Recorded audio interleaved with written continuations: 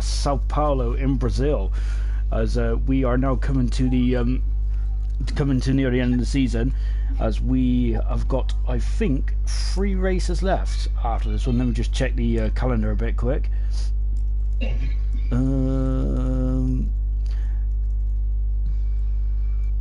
It's yeah, we got Brazil, then we got Japan.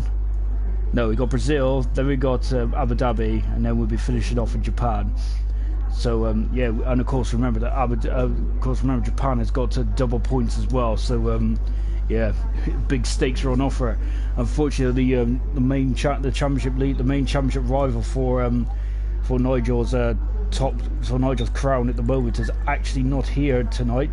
Well, he ain't the main championship rival anymore. He's dropped down a fair few positions, hasn't he? Unfortunately, he is now dropped down to 3rd in the championship.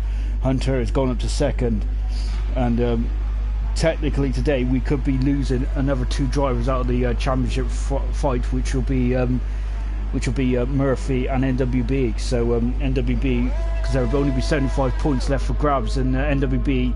So if Nigel scores 15 points today, so if he scores 3rd, then that means the NWB won't be able to be the first ALR champion, and it'll basically be down between Hunter and Nigel for that spot.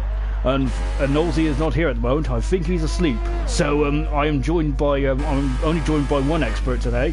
So Todd, you've got double the amount of work to do to keep me on the straight and narrow. But how's it going, mate? Yeah, not too bad, mate. I'll try and keep you on the straight and narrow. It's going to be a difficult task, though, isn't it? We're here in Brazil.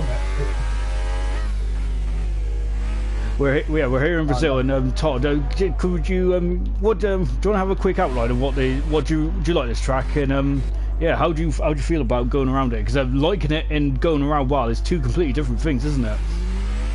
Yeah, I do. I love this track, mate. It's a brilliant track.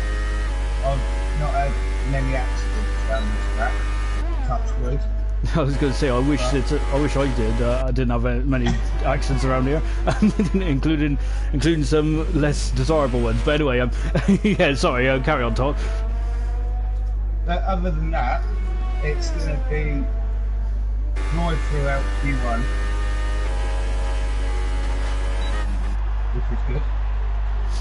Yeah, and of course we have got, and Todd mentioned Q1 there. Of course we have got 17 drivers here this afternoon. We are of course, as we said, we're missing NWB. We're also missing Gator Nation as well, unfortunately, and so of course Gator Nation is one of the more experienced drivers in the field, and so unfortunately he will not be driving tonight. You notice that we got a debutant as well tonight in Jonathan Cox. So good luck to Jonathan. Of course, he is the new Sauber driver, and hopefully he goes well. So his last 3 races, hopefully he can build up towards next season. So we're looking forward to seeing what Jonathan can do in the Sauber. Of course, Sauber, we've known as Alfa Romeo from the next game onwards. Just watching Matt, he's come through to complete a time, and he's now come through. Didn't put on his DRS very quickly. He's done a 108 so far in the Toro Rosso. You can see there's a Haas behind him as well, who is just about to start his lap. But yeah, of course, we have also got, there's also another name you might not recognise, but you will recognise his drone star, and that is Bradders, who is actually now called Jacob. I'm not going to try and pronounce that I'm not going to pronounce that first word yet, because, yeah, I think I'll just butcher it. Asdog goes 2nd fastest at the moment, just a 10th slower than Matt. So he's 2nd at the moment. Of course, we've got a bit of a change in calendar towards the end of the season. Of course, Brazil, then we're going to the Abu Dhabi track. Of course, a brilliant facility there, and then we'll be finishing off in the classic Japanese Grand Prix. Mr. Elite is out, so I'm not sure we aren't going to qualifying bands here, so Mr. Elite is come a cropper somewhere, and that's interesting. That's not very good. So we've already lost one car already. Barker goes 3rd fastest at the moment in the Ferrari. Of course, we've got a couple of drivers that are now looking forward to next season, and now what are we going to do? Of course, remember we've got the award. We got as Matt goes faster, get faster still. Brilliant. Matt's getting in some good times early on in this session. Godzilla's gone at 4th fastest on a 1:11.4 at the moment. All these guys are on the super soft tyre. As as they're coming through. And unfortunately, Mr. Elite was just commenting in the chat. I'm not going to repeat what he said, but he's not happy with that. Twango returns back to, of course, the fan favourite, isn't he? He's always in the chat. So is Twango. Then it's gone on the soft tire, and he's at the moment in 7th position. Bogdan is also on the soft tire. He's gone 6th fast in the Red Bull. Well, now coming through thick and fast. Murphy is on 3rd position, but Jacob flying through, and we're looking forward to. Well, of course, Jacob there looking very strong at the moment, isn't he? 107.994 for Jacob. So good time there from McLaren driver. Of course, he is subbing in for NWB. And just taking a look, we got double. Of course, so double at the moment has scored. I think he doubled his points tally last time out. So in Singapore, brilliant stuff from double. So he's trying to get Ferrari a bit more up the constructor at the moment. We go 5th fastest for double. On a 110.1 there. He's 6 tenths a second quicker than his teammate. And we have just got Bogdan, who's retired from. Oh no, Bogdan's out. Oh gosh, so he is gone off as well, and that's not very good. So we've lost 2 cars already. It's a bit of a challenging conditions out there at the moment, and we're just watching Gorilla now. So I'm not going to talk about that too much because I don't want to pull him off. But yeah, so of course this is the time of the season where we have well, this is our first season, so you might not be aware, but it's a bit like the football season where we're going to give some rewards out as well. And of course, remember, we've also got a live. We're going to be live from. Kyle's enclosed facility at the end of the season, where we'll be drawing out the teams and the drivers and what teams that these drivers are going to drive for next season. As Todd has just gone 5th fastest, looking very strong at the moment. Todd, nice lap. Thank you very much. But I've run out of fuel now, though. Oh, but that was still a very good lap there. That's a very good way to build to get a good base here. As we're on board then with Hunter, he's just going by Todd at the moment. Todd is just in limp home mode at the moment. So Hunter, of course, at the moment then is to be honest, he is the man. He is the moment could potentially be the only man to stop Nigel at the end of this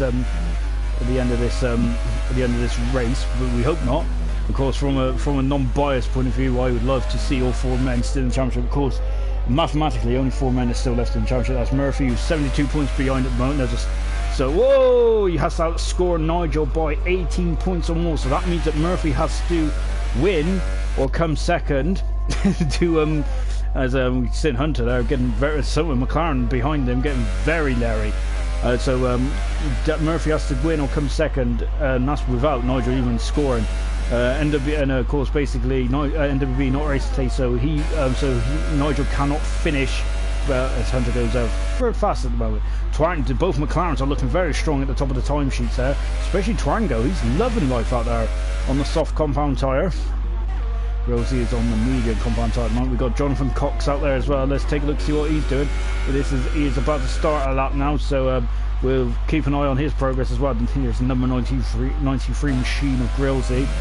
They're just coming out of the first sector now into Estino de Lago, I think it is. Oh, we got Gunnar out of the session as well. This we have lost 3 drivers, and both Renaults are out already, so they're going to be out and qualified just before the pit lane. Oh no, and that is a big blow. Oh, where Fernando Alonso lost it quite spectacular in 2003. That's not good stuff at all, is it, for both Renaults? They're going to be at the back of the field, and they are involved in a bit of a scrap in the constructors. We'll go through the drivers and the constructors in just a few minutes. We're just going to finish off with the lap with Grosey, as he's now climbing up the hill. You see there's his, as Todd said, there's the remains of his car. And Grillsy then coming to the second DRS zone. There's 2 on this circuit. Grillsy goes across the line. He's on the medium tyres, remember, but he has not that. He might have invalidated his time. Nigel's still in the pits at the moment. Farf is out there. He's on the lap, but so is Cox now. So Cox is coming up the hill. And what's he going to do then? We're on board with the Sauber driver, of course, as we said before. Sauber will be morphing into the Alfa Romeo team next season on Formula 1 And look at this. This is a good time from Jonathan. Looking very, very competitive. The Sauber drivers, and Sauber need that really, don't they? Because they've had an awful lot of changes throughout the season. But Jonathan looking very strong at this stage. So we're looking forward to seeing how he does in the race trim. Well, and also at the end of this qualifying session as well. Just watching Farf now in the Toro Rosso. And looking forward to hopefully Farf. I think Farf has been confirmed for next season in ALR. So we're looking forward to seeing how far Farf can go in next season. Of course, he's definitely going to be one to watch in the full season. We're having an awful lot of accidents in this first part of qualifying. Why do you think that is, Todd? Is it just because of is it because the track is very green at the moment? Is it they're just struggling with grip out there? Is the to be honest, mate, I've not had any grip issues or anything like that. Maybe it could be something to do with the way their setup is or something like that. Yeah, do you think they've gone for more of a qualifying setup out there where they're a bit tail happy and it's costing them majorly? Yeah. It definitely looks like that at the moment. Just on board with Godzilla. So we've lost 3 drivers. We've lost Bogdan, we have lost Gunnar, and we've lost Mr. Elite. Of course, Mr. Elite, I think one of the best races you'll see this season. Go back and watch the French Grand Prix.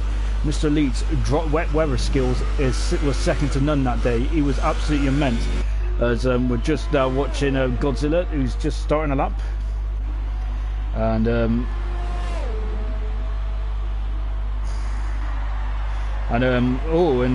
reason why and of course Hunter has just confirmed on the YouTube chat, by the way, that contribute as well. Everyone, you're more than welcome to contribute in you know, so, and just say as is really. Who's your favourite driver and whatnot. Obviously Todd has to get my vote, and of course so no obviously no favouritism here. And we're on board then with Godzilla, who is just in the second sector at the moment in the Haas. Yeah, so get involved. Yeah, say what you think. Also, give us some of your ideas about what awards you want to see, like given to the drivers. And who's your favourite for the championship? To be honest, there's an overwhelming favourite now, isn't there? Just watching Godzilla and I climb up the crest hill. You need a good power unit behind you to get up that hill. And I tell you what, this is looking very strong, isn't it, tonight? And Godzilla has improved by a second and has gone up to 10th. Sorry, 12th fastest. No, just in the pits at the moment. Grillsy is also in the pits as well. So whilst we've got a bit of a lull in proceedings, let's just go for the championship then.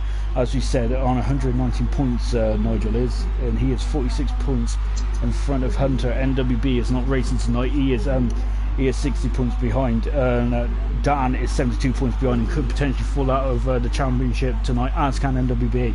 Farf is in 5th position, and we've got Kumquat, who's in 6th position. Asdog 7th, Mr. Elite 8th. Unfortunately, he'll be starting near the back of the field. 9th position is Matt, and who displaced Grillsy in the championship, and that's the top 10 at the moment. In the constructors.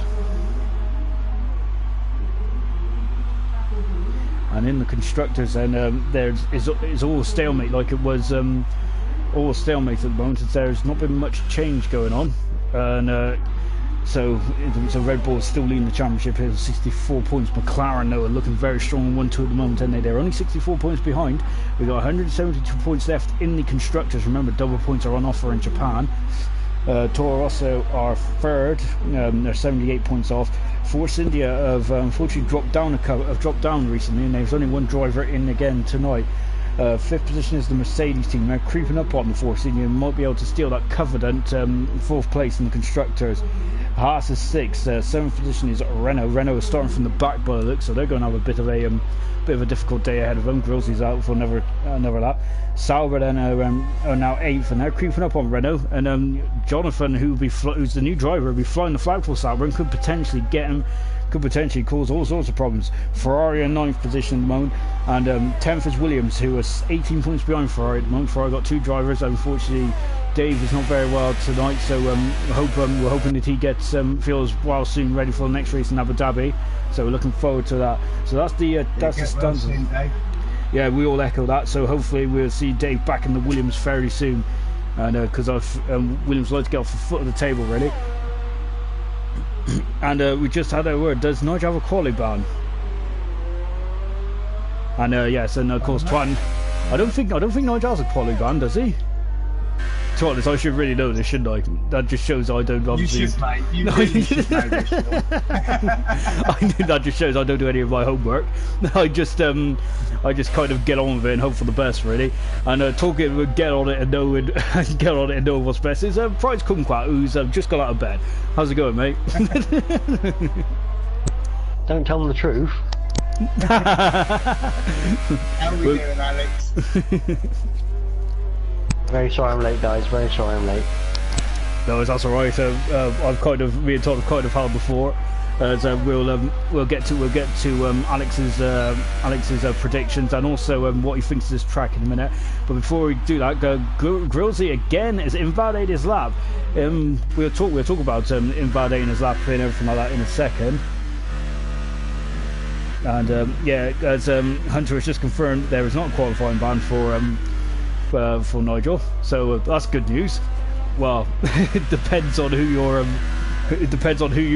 rooting for, to be honest. So I think obviously Nigel is in prime condition as well for the title, isn't he? We don't want to give him the commentator's curse, but he's looked formidable, hasn't he? He's in every race he's entered an ALR. He has been on the podium. That is an incredible start, which let's just repeat that. So he's had 8 starts and 8 podiums. He's had 4 wins as well. So that's a 50%. That's a 50% win rate as well. That's amazing. He's had 1 pole position in his career so far, which is quite surprising, really. But he's much stronger in the races, and of course he's also that shows well is he's only had 1 fastest lap in his career as well. But I don't think any of those stats really matter. The only stat that does matter is the fact is that he has got 4 wins in 8 races, and he's leading the championship by 46 points. So yeah, that's kind of all that matters, really. Well, that's Nigel's on a lap then. So Alex, what do you think about this Brazilian track? It's a bit old school, isn't it? And it does bite you, as you've already seen 3 drivers retire from Q1. It's yeah, like you said earlier, it's one to get a corner cut on as well, I think. So like you said, there were a few invalidations here and there, and it will catch you out if you've got the wrong setup. And you try and go around all these, well, especially in the middle sector, and you swing it round. You will put the rear tyres in front of the fronts, unfortunately. So we've seen a few people retire, and obviously we've seen some people who have had a few shaky laps out there because they've messed up 1 corner or 2, and it's led to an issue on their lap. So really, it's just, especially in Q1 right now, we're coming to the end of it now, but it's just about getting a solid lap in so you can get through into the next session. It definitely is, and I think unfortunately we've lost both Renaults, which is quite early on. We didn't see where we've seen it. I think Todd gave us some information about when the Renaults was in the wall, just climbing up the hill into the start and finish straight. Grillsy gets a lap in. He's took a couple of attempts to get that in, but he's finally done it. We've got less than half a minute to go with Q1. Farf is fastest, then we've got Nigel, then we've got Jacob, who used to be known as Bradders, then we've got Twango, 4th position, Hunter 5th, Grillsy 6th, 7th is Matt, Cox is in 8th position, of course, making his debut, and he's also just commented on the stream as well. So welcome, John. Jonathan, I hope you have a good race today. And he's just confirmed to us that there'll be rain in 20 minutes. So we know that Brazil has its own weather forecast. So he's doing a great job today. Jonathan is. He's looking very much right smack bang in that midfield scrap today. So looking forward to that. Murphy in 9th, Asdog 10th, Todd in 11th position, 12th is Barker, Godzilla in 13th, Double 14th. Unfortunately, Bogdan, Gunnar and Mr. Elite, both Renaults will be at the back of the field. Surprised to be saying that. Yeah, that's not good for their constructors' championship, is it? I'm sure they'll, especially well, no, those two. I'm pretty sure if they get a clean start to the race, they'll be able to gain a few positions, won't they? Yeah, and you touched on the constructors there. Renault are only 18 points behind Sauber. Sauber have only got 1 driver in tonight, and that's the debutant Jonathan. But that's definitely not a comfortable position to be in, especially with these double points that would be on offer at Abu Dhabi. So it's definitely a cause for concern for the Renault boys at the moment, because they've had a very consistent season. I think both drivers have done really well. as I mentioned before, the French Grand Prix where Mr. Elite really shone in those wet conditions was absolutely immense. Yeah, they've been one of those. They've been one of those ones that have been consistent all the way through. I think, haven't they? Yeah, they are. One of those. They've got two drivers who are, they're solid drivers, and they can always get a good handful of points here and there every race weekend. Yeah, they seem to be there or thereabouts, don't they? So yeah, so that's unfortunate for them. As we're now going to Q2, as Farfetch just reported he's had a DRS issue, which to be honest, it's just unfortunate, really, isn't it, to have a DRS? But at least it didn't halt him up when the going gets tough, which would be Q2 and in Q3. Because unfortunately, and we have rain. I think that's a very light rain. Yeah, it is. And I think I was thinking, due to the time scale, I was thinking that we might be able to get out on dries in the beginning of this session, and then because it sounds like with 20 minutes down the line, we could have got Q2 underway with dries on, and we have got a Ferrari out there on super softs in this double clean cap. This could be an amazing this could be amazing from double, and also Jonathan out there as well. So yeah, could be first man over the line. This is gonna be great. It's the Codemasters. Oh, it's raining, but it's still dry enough. It's off, so that's the dry. So yeah, they've got to get this. Well, the guys came out straight away, and there's still quite a few people in the pit, so we'll have to come out, get that out of the way as quickly as possible, and get a time in, because they'll be. Well, it will just get worse throughout the session, I think, won't it? I'm quite surprised that some of them are still in the pits. So Barker, Todd's still in the pits as well. Todd, what's your thinking behind that, or are you or are you distracted? I'm out on track, mate. I think he was distracted there, but now everybody's out now. No, everyone's out. So we're going to go and put a lap in. So Todd's going to put a lap in. We're not going to. We'll have a go. We'll have a look at Todd's opinion after he's put a lap in, because we don't want to disturb him now, because this is going to be crunch time. And we're now going to be on board then with Jonathan Cox in the Sauber, and he's coming across the line over the pit straight. To be honest, it's not really straight, is it? You can see it undulates up and down now into the center S's, and you can see just not taking too much curve there, beautifully done. And now running out slightly wide into turn 3. Of course, turn 3 was famous in 2003, where he lost everyone near enough. Now coming down the back straight, this is the second DRS zone on track. Now into turn 4. I think it's Esquina da Largo, isn't it? In between the two lakes, possibly. It sounds something like that. It does. It is now, anyway.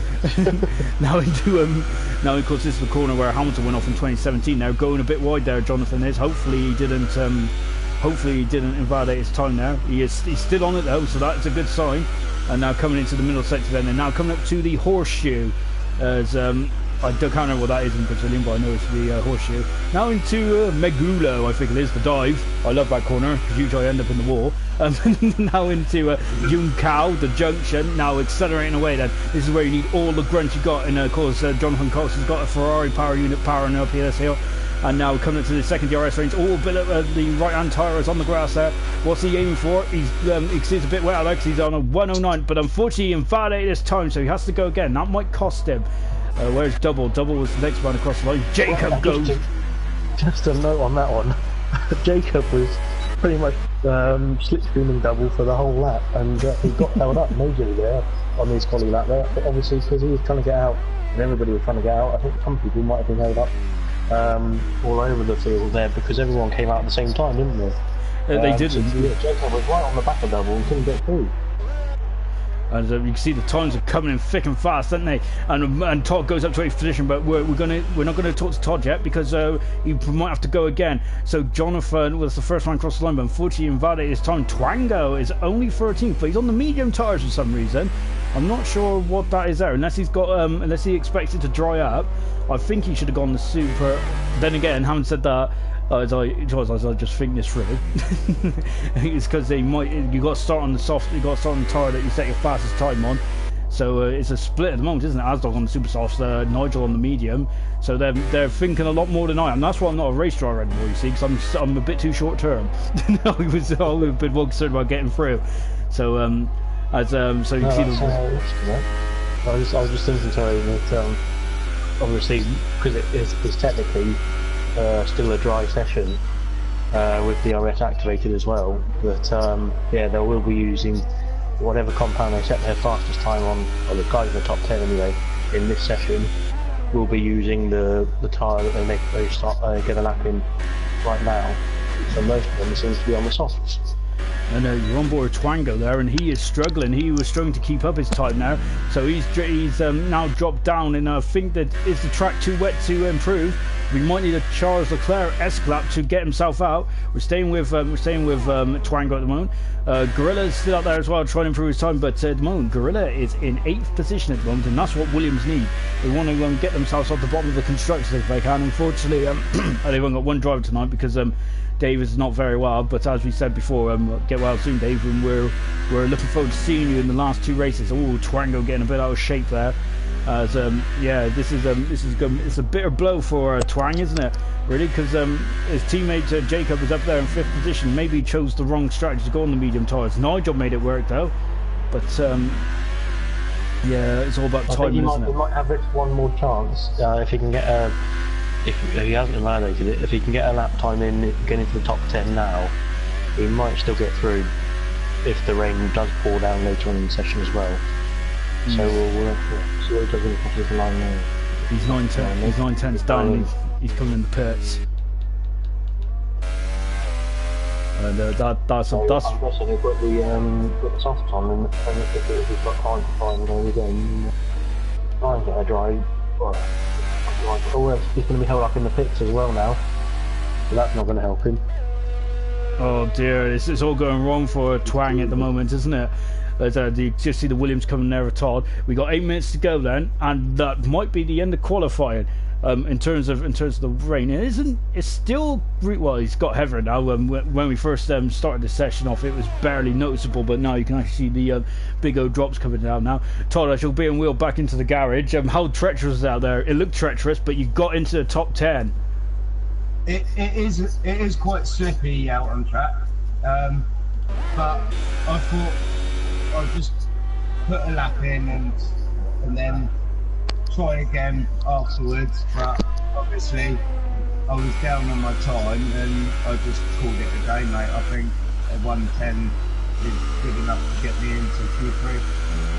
It's looking like it at the moment. We're just on board with Jonathan, who is in the Sauber, and of course, as we said before, making his debut. What a difficult track to make your debut on. Oh, you can see the back end slipping out there. I think it's all over. That is a major. Unfortunately for Jonathan, I think he ran wide in turn 7, and that, as Nosey said earlier on, that if you run wide here, this it's quite brutal on track limits.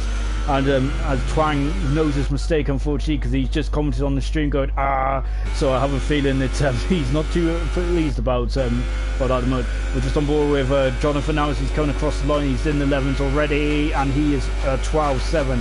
So he's almost a second down on Twang, and of course, Twang's on the medium tyres. That just shows how slippery it is out there at the moment. So he's going to have to keep going again. He's going to have to probably throw caution to the wind and just go for it. And see coming out of turn 3 now.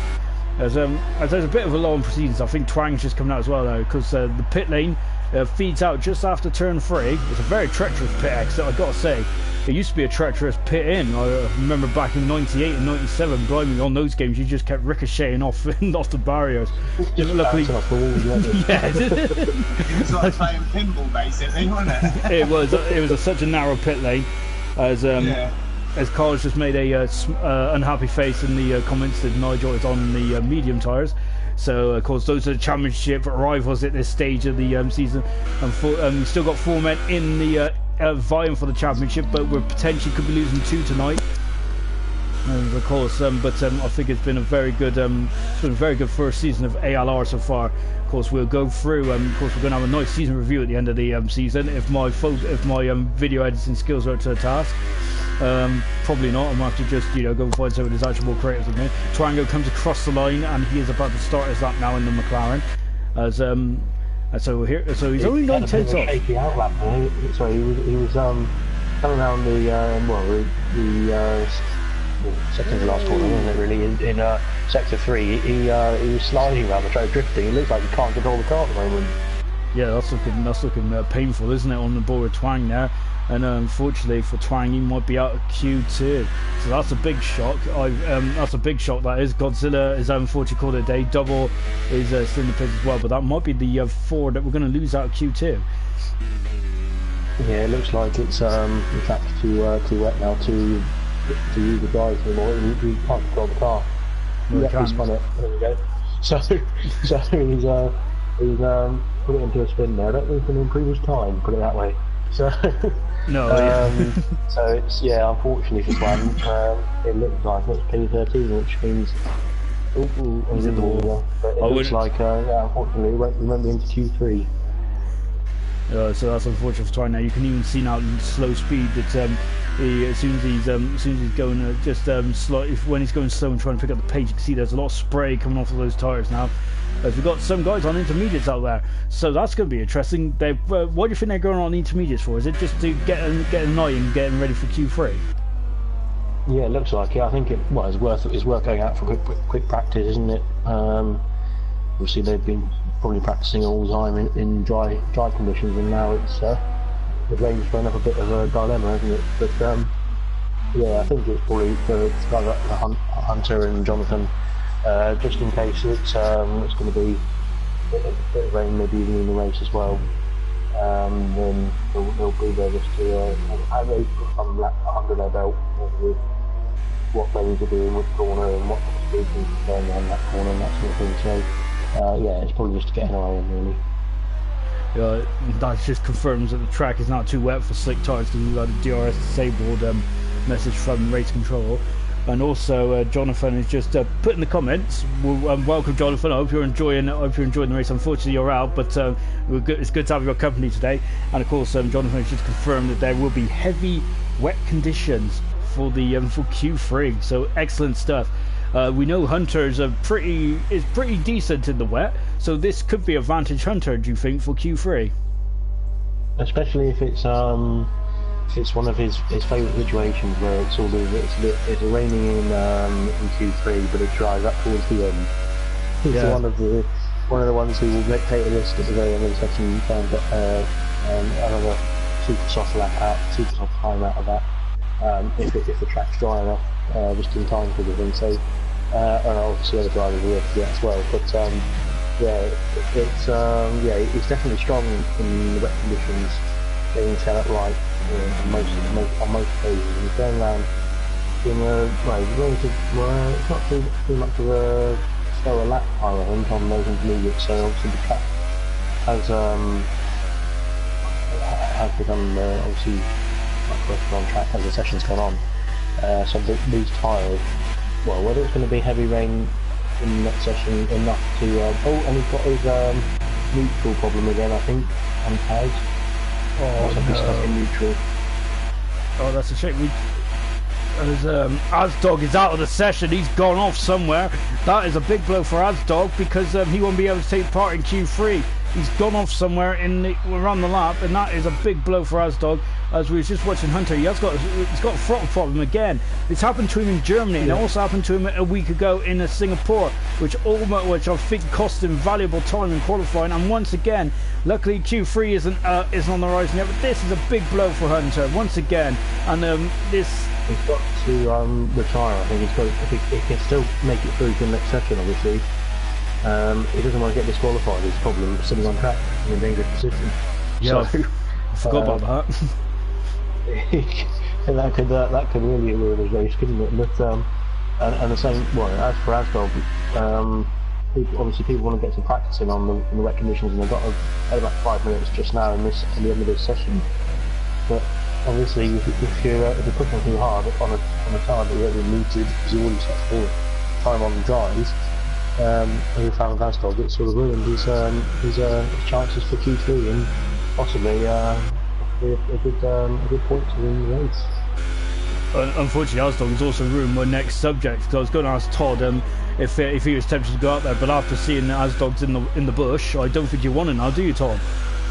No, I don't think I am going to go out, mate. I'm quite happy sat in the pits where it's nice and dry, ready for Q3. P7's pretty good, I think. Got out there on the right tyre and in the right time as well, luckily. So Yeah, that's a big blow. Helpful for people, isn't it? That's a big blow for Asdog, guys, because he's made his way up to 7th in the championship. Remember, he's one of the later starters of ALR, and we're looking forward to seeing him become a full-time driver next season. Well, he's technically a full-time driver now, but hopefully he'll have a full season with us next season for 2019, of course. And yeah, looking forward to next season as well on the new Formula 1 2019 game. Looking very much like one of the more impressive games, but of course I'm not holding my breath because you know, I've seen before in the past of where I've been looking forward to an F1 game and disappointed. 2014, for example. But the less said about that game, the better. Double now goes across the line, and he is still 12th for the moment, but of course he's just trying to get some wet weather running in. Tom, what's the weather like for the race? Did you check the race weather?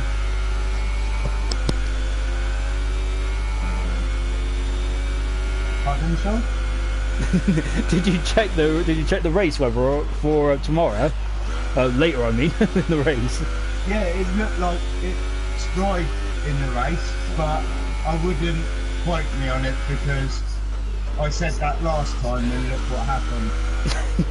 Indeed. I think that you need a new weather system down at Williams. I think times are tough at the moment. Of course, McLaren. We need a new boss, mate. I think. Well, yeah, I think a lot of people have been saying that on the social media, haven't they? Really. But yeah, of course, it's not the only team that got the weather wrong. Of course, if you remember back in 2001 Malaysia, I think one of the funniest things you'll ever see is watching the season review. And Ron Dennis saying before the race, it's going to be a dry race. There's no chance of rain. And like 10 laps into it, it was one of the biggest downpours you'll ever see in a race. Amazing stuff. As doubles. I do remember that race quite well, actually. It was a brilliant race, wasn't it? Of course, that was back around the Schumacher era and things like that. But yeah, it was a really good race, that 2001 Malaysian Grand Prix. I remember getting really excited when both Ferraris went off in tandem. And I think Trilly was leading the race at one stage. Amazing stuff. Of course, Trilly won the only won one race in his career, which was quite surprising. When he first made his debut, he was meant to be the next big thing, along with Giancarlo Fisichella. Unfortunately, the two Italians didn't really live up to the billing there.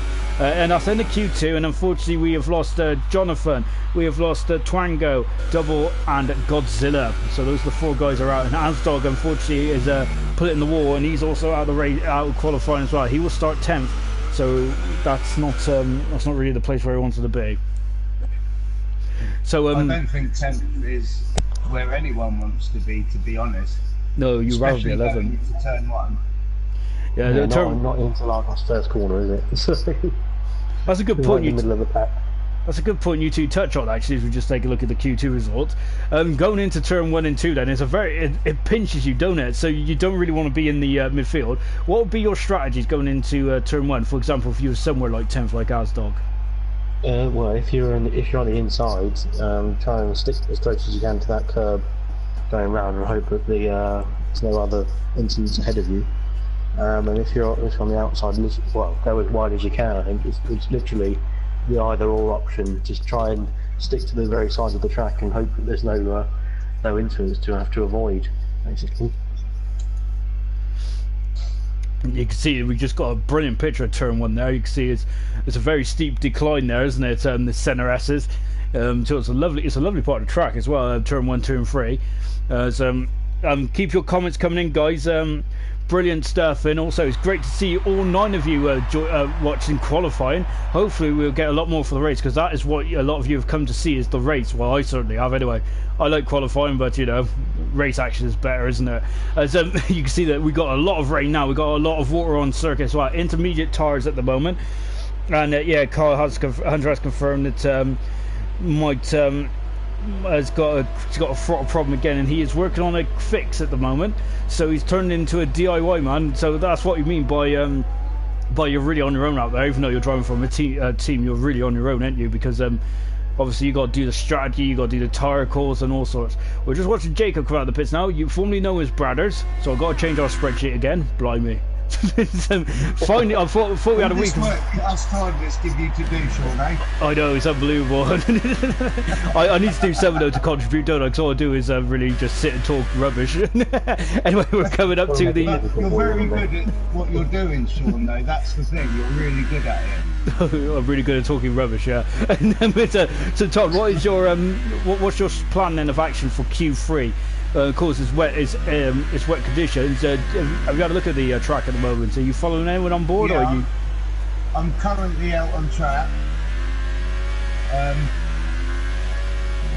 I'm going It's a bit slippery out there. Half decent lap. It is looking very slippery out there. It's I think it's borderline. It's just I thought Jacob was going in the wall there. So good car control. I was looking at that as well. And I thought, yeah, maybe it's full wets now, Jacob. But no, he held it very well, didn't he? And he's going to go for a lap on intermediates. I think they've all, again, it's similar to last session where they started on dries and then obviously the DRS got disabled and then wet tyres were instated really, if you will, on Micro Blasters on due to the track conditions. So best thing they're hoping, getting out there on the infield, getting a lap in, and then if it gets any worse later on in the session, then they've got effectively their intermediate time, which will be faster than their full wet time. You got a yellow flag in sector 3. I'm wondering if someone's done so. I'm hoping that they're just queuing up. We've got a bit of an old race at the moment between Farf and Murphy. Out of the race, out of qualifying goes Farf. He was right behind the Haas driver, and that is. We've just taken the Barker is out, and it looks like Farf is out as well. So that's 2 gone already. So they're going to be 8th and 9th. So they've joined Asdog in the wall, unfortunately. Big crash there. And Hunter. It's one of those ones like sorry, after you. It's like Hunter he's done the same thing, hasn't he? Unfortunately, for Hunter. Oh, big but blow. As I said, these flowing corners in Brazil, in the wet, it's impossible in some cases, especially when they're on the wrong tyre compound, which it looks like it almost might be for intermediates now. It's just because the corners you're trying to go. It's a long sweeping corner. It's not a quick corner. Stan goes fastest there with a 78. You're trying to get on the power because you can to set the fastest lap. And if you try and put the power down too early, especially in these sort of conditions, you're just going to lose the car. And then, as we've seen, 3 people out of 9 now. So I can say 10, but 3 people out of 9 have gone into the wall, and they haven't set a time yet. Yeah, that's a massive blow. We're on board then with Todd getting a bit of a wobble, but he is in 3rd position. Good time there from Todd, so he's in the top 3. That'll be his best qualifying performance of the season in ALR. On board with Jacob now, aka Bradders, who's 6/10 up at the moment. Jonathan is just saying in the comments then he thinks it's too wet for Inters now, and he's going to wet. And to be honest, those 3 drivers that are now out of it kind of confirms that, don't they? What tyre would you be on at the moment, Alex? Would you risk it with the Inters, or is wet the way to go? I definitely would have risked it at the start of the session immediately gone out on the Inter tyre just to get a time in like Nigel down and Todd and Matt as well. But I think as Jacob, he was a 16.9 just to prove us all wrong. But, yeah, never mind. But yeah, it looks like it's getting heavier as the session goes on, so it will probably turn to, if anybody does want to go out again, will turn to wet tyres, full wet tyres, unfortunately. And Nigel again. So that is a very close time. It's 500ths of a second about between Nigel and Jacob there. So we can see the battle for the pole position here is really on then. So of course at the moment Nigel has got 1 podium to his name, whilst Bradders has got 3. So Bradders is very much a qualifying specialist. And he's aiming to get his 4th podium. And Grills, he's out as well. So Grills is just on board. Grills, that's it, the infamous turn 3, and he's got his wheels gone. So that means that it'll be Asdog 10th, Grills 9th. I hope that the Toro Rosso Cinema has. So Grills 9th, Hunter 8th, 7th is Farf. Barker is in 6th position, and we got Williams there just about getting out of the way, avoiding it. Nigel fastest, 2nd is Jacob. Murphy is 3rd at the moment, brilliant in time, but even just as good as Todd in 4th position, and Matt at the moment is in 5th. He needs to, he is about 4 seconds off the pace at the moment. He would like to improve that. Well, that's turned out to be an eventful Q3, hasn't it? So, it definitely has. Like 6 minutes left. It's definitely a very eventful Q3. I can agree with you guys on that one. So, Todd, you've got to get pole position now. So, go on, Todd. It's a 16.6 by Nigel. So you've got a couple of seconds to gain, and then put you on pole.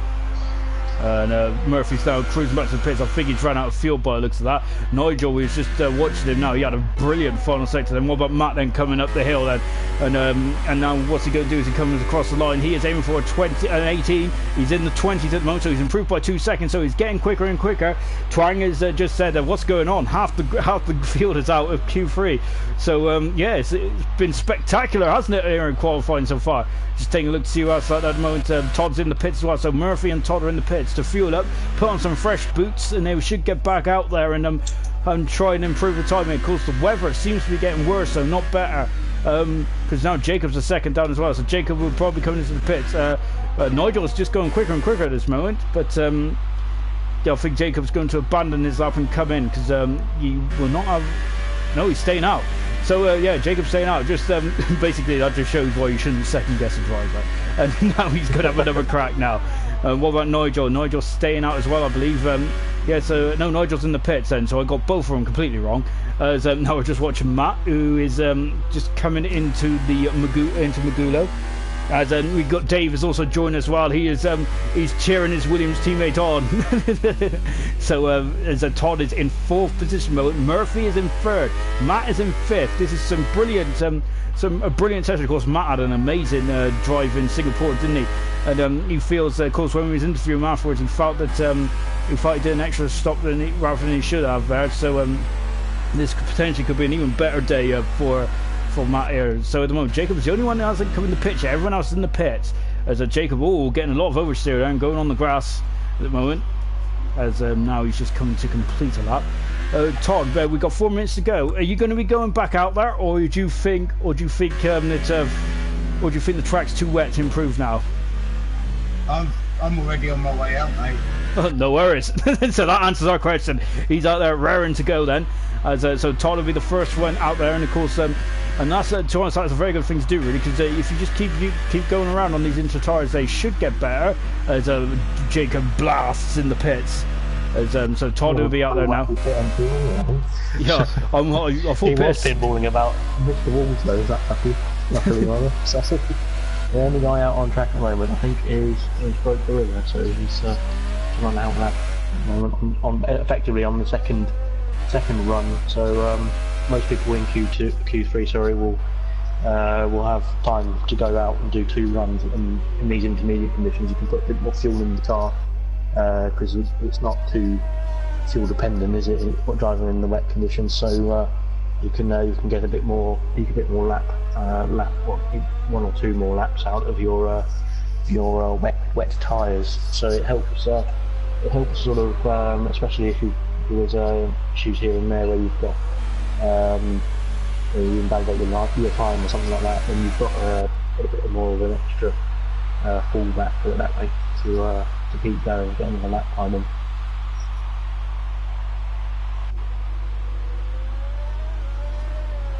Everybody apart from Dan is now out on the track.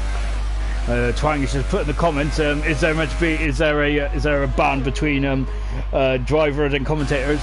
Well, no, because we trust Todd and we like to have some feedback from Todd as well, and more often than not Todd doesn't usually say anything too bad about drivers. Much. I've always got good stuff to say about the drivers, guys. yeah, unless you crash into him, of course, which I did to him. Or they crash into me. Yeah, I did crash into Todd earlier on in the week, so yeah, he's glad I don't race out there anymore. So Todd's on the lap at the moment. Matt is just starting a lap, as is Nigel as well. Yeah, so Twan just asked why is a driver in the allowed in the commentary box, because we did say that earlier on in the season it probably wasn't a good idea to have a driver in the commentary box, but I must admit I felt a bit lonely. So I've invited 2 guys up here. Of course, Nosey is the expert and gives us analysis, and of course Todd will give us up-to-date track conditions as well. So of course it's all for you viewers, and well, our coverage is almost as good as Sky, if not better, I'd say. As a Todd, well, just your part of it. Yeah, I'm not sure. I'm not sure if that's a compliment or not, really. So I must admit, I do like David Croft and I do like Martin Brundle. So yeah, I think they're a lot better than Jonathan Legard in James Allen, but that's just my opinion. Anyway. Yeah, I think Sky pinched the best ones, didn't they? So... Yeah, I must admit, I was so happy to see Ted Kravitz joining the Sky team. Yeah, one of my favourite guys ever. I love Ted Kravitz. Twang's happy with that description there. That's what, yeah. But Twang was right, of course, at the beginning of the season. I think it was we didn't want to. I think it was best to avoid drivers coming into the commentary box because, especially during the race where feelings are a bit high. As I know that feeling. As if anyone's ever watched me, well, no, if everyone's ever been at a party with me and I crashed, then yeah. You want to hear the bitch and the went on after. Oh, sorry. You want to hear the moaning coming? Rage for nothing. Yeah. You want to hear what happened after China when I got disconnected in another league? Blimey. I still feel bad for that. Matt is out of the session, so I think that I'm not sure if he binned it or not, but he's out. I think he might have retired. Interestingly, Dandon, I think the conditions have got worse now, so that it is full wet conditions. It looks like. Yeah, Jacob's Jacob's retired. So Dan didn't go out again. Oh, he's in the wall. Second run. Is he? Oh dear. Yeah. Oh. Well, that's our session over pretty much. So never mind. So Todd on the final word. And we got to say, actually, we was on board with Todd, and he was the only one that improved his time at the end on that last run. So well done to Todd. He moved his time a tenth closer to Matt. So he's fourth on the grid. So we have got a great grid, haven't we, for tomorrow? Well, tomorrow for latest on race. I'm still in real Formula 1 mode. Yeah. You must bear with me because I actually was one of those sad lot that's watched a lot of Le Mans this weekend. So yeah, I'll be a bit drowsy, and yeah. Less said about that the better, wasn't it? I don't wake up. So.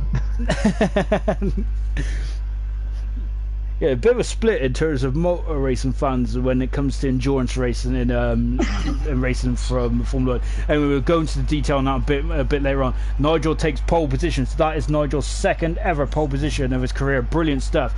Alongside him will be Jacob, of course, aka Bradders. Third is Murphy. And fourth position is Gorilla, his best qualifying result of the season. Great stuff. Matt fifth, Barker sixth, Farf seventh, Hunter a throttle problem in eighth, Grillsy ninth, and Asdog unfortunately didn't make it into Q3, but he got 10th.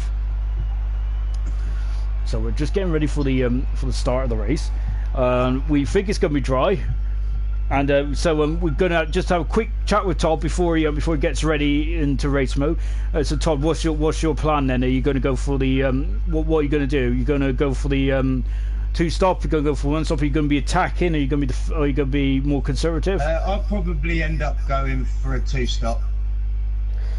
And what are your hopes then for this race? Are you aiming for points? Are you aiming to get on the podium from there? Because it's definitely doable, isn't it? If especially if things do break loose in this track, don't they? You aiming for podium? Yeah, certainly. Excellent stuff. Well, good luck, Todd, and we hope all the best. And hopefully we won't need to talk to you when you're out during the race. So good luck. Todd will be with us in the. Thank you.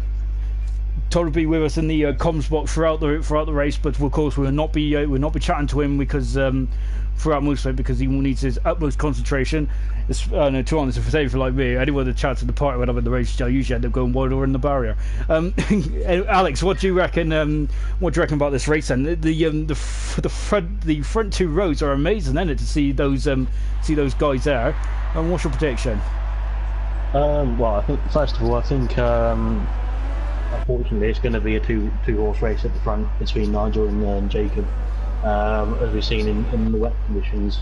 Oh, actually, sorry, I didn't notice this. Nigel's starting on the medium tyre, so that will be another one to look at. Obviously, in terms of tyre choice, he's going to try and go longer in this race. Well, hopefully he can. And then most of the other guys are running on soft. Oh, we've got a couple of disqualifications from the formation there. Obviously Todd wanted to join us in the commentary box as well. We just sit in the background that one of the Toro Rossos went flying out there. Let's go through the grid then. So the two Renaults are at the back. Mr. Elite 17th, 16th for Gunnar on the soft tyres. Bogdan will be started on the medium tyres. So Jonathan Cox on the soft tyres, as is Twang. Double, and Godzilla. Asdog is on the super soft tires, so watch out for him. He'll be trying to blast it from the field. Grillsy is on the soft tires, as is Hunter. Hopefully Hunter's got his throttle problem sorted out. This is a very big race for Hunter. Farf in 7th position, Barker in 6th position, Matt and Todd are 5th and 4th. Murphy is in 3rd position. He has done a very good job today. Remember, he is at 4th in the challenge at the moment. He's still got a mathematic possibility of winning it, but he has to win this race or come second. Come second without Nigel scoring to keep himself in the title race. Jacob is on second on the front row of the grid in 2nd position, of course, aka Bradders. And Nigel, who's on the medium tyres, starts from pole position, his 2nd pole position of his career then. So we're coming up to the starting grid now. It undulates, so it's really the top end of the grid is facing up, whilst the bottom end of the grid is like pointing downward. So it's a very unusual grid here in Brazil. So it's very murky out there. Hopefully we don't get rain. Of course, Todd has confirmed that he doesn't have any rain. Mystery has been disqualified. Obviously, he didn't feel like going the extra couple of meters on his grid box. So just waiting for the 2 Renaults to pull up behind. I'm going to get ready then for the start of the Brazilian Grand Prix. 36 laps around Interlagos.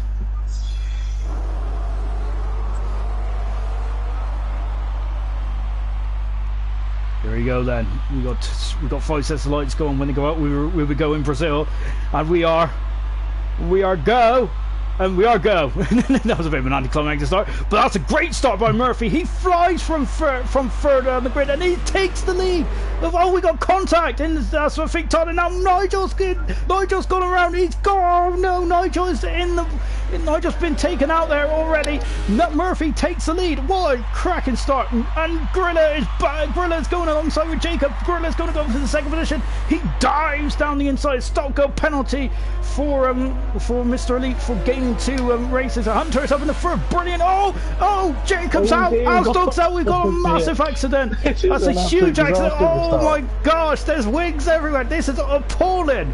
Absolutely appalling. Barker is down tonight. We've got bogged down with no front wing. We're going to have to have a safety car. Wow. And Nigel is dropped right down to 15th. What a start. Could you fill out the blanks? In the race, I think. Nigel. Yeah. So what happened? Well, at the beginning of obviously at the front of the grid anyway. So obviously Dan got a great start, and actually so did Jacob compared to Nigel. And I think obviously that's because he was starting on the medium tyres. We couldn't get the traction down as quickly as everybody else on the start, and it just got swamped. And it looked like similar to a sort of Verstappen and knock-on situation in last season's Brazilian race, where the inside car, which was Nigel, ended up into a bit of a spin, unfortunately. So that's how. And Dan obviously rightly was on the racing line. And carried on.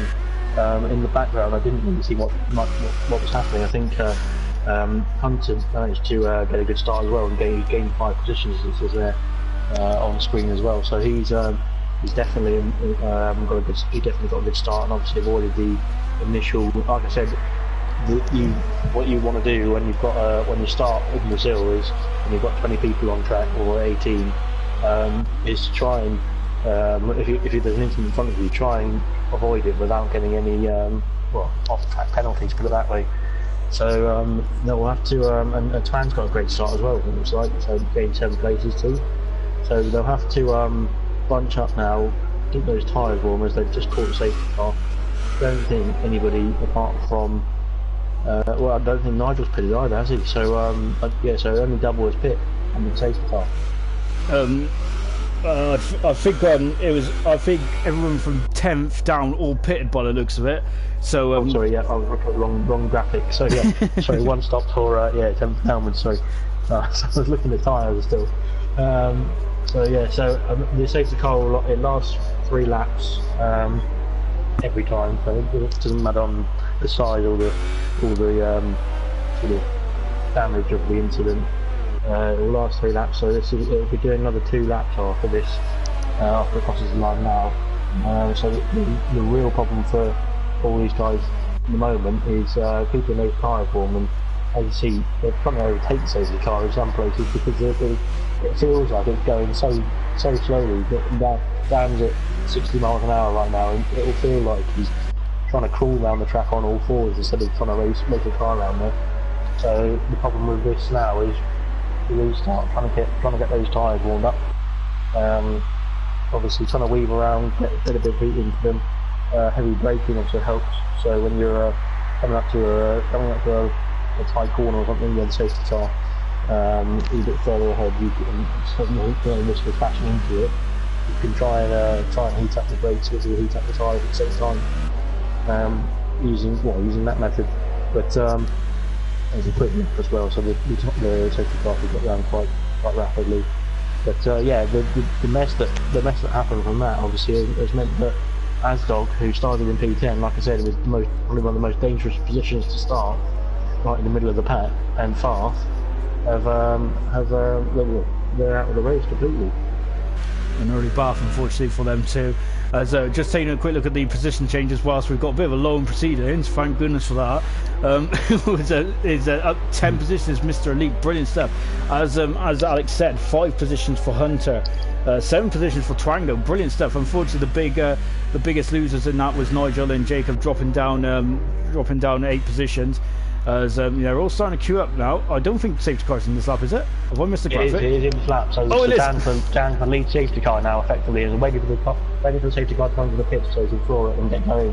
So they're just warming up the tyres quickly. I think we'll just wait to see when he bolts, and he's going now. So off he goes, and we're going to see whether there's going to be any overtakes in this one as well. BRX says it isn't until 3 laps after the safety car. So the top 3 there have done a great jump, and they've just disappeared from 4th place to the map at the moment. So they really got on the power very quickly on that one, and all disappeared at the same time. So sorry to interrupt you, Alex. Jacobs almost had a swapper there and dropped right to the back of the field, and he's been hit by double cream cat, and he's in the wall. And I think that was a bit naughty for a double there, but I'm not sure if he's seen him or not.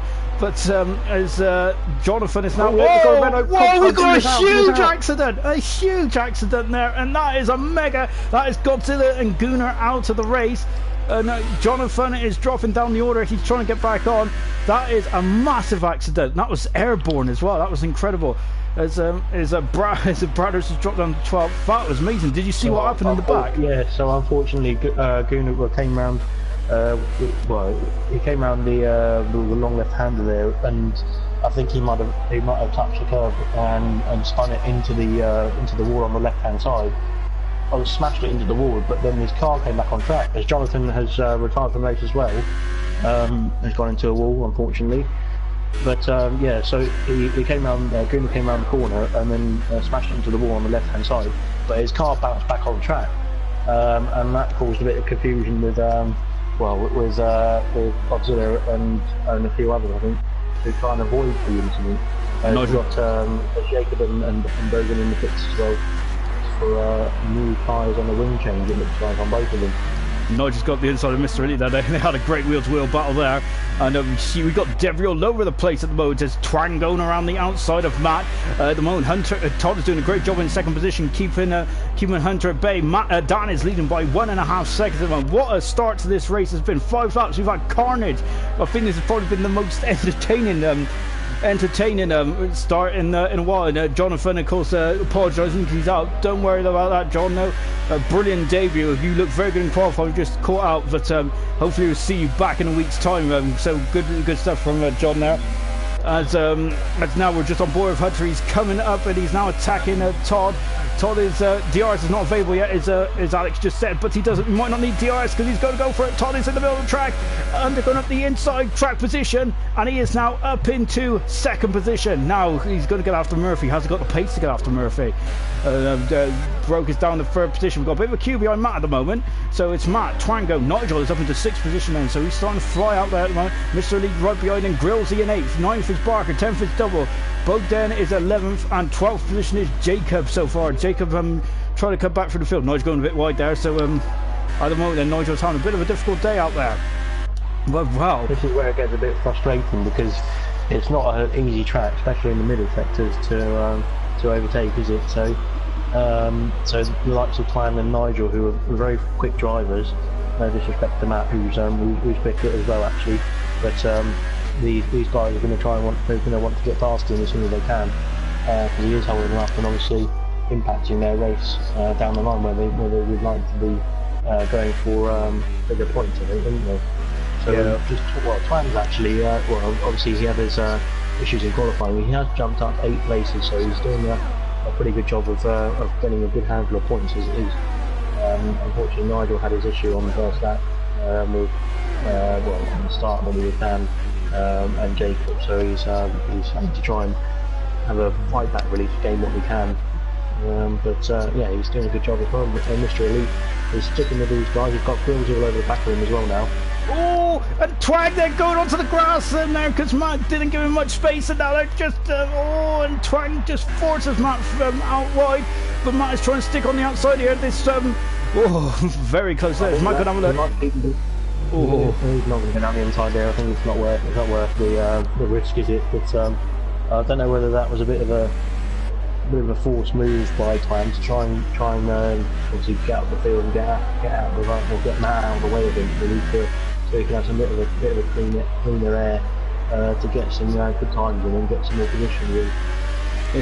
Let's just say it was definitely not a gentleman move from my point of view there, but he did force it. He did force the issue there. I think Matt. We thought Matt might close the door on the inside there, but he is still through. And of course, Jonathan is sending the comments for thanks for having you with us today, John, and he will be back next week, so that's a great thing to see then. But now we're going to stay with Nigel here. Nigel goes up the inside into the centre S. Beautifully done there. Is Matt going to hold it on the outside? No, not quite. And you can see, so Matt has now lost 2 positions within a lap, and Nigel's now up into 5th position. A good comeback drive here, but now Todd is under a lot of pressure from Twang here. Todd, oh my gosh! I thought that was very close indeed, but Todd goes a bit wide. Todd has dropped out. There's been a contact, and Todd's almost in the wall, but he rejoins in 5th position there. I wonder if I wasn't sure if that was strong arm tactics there, because I had a really poor view.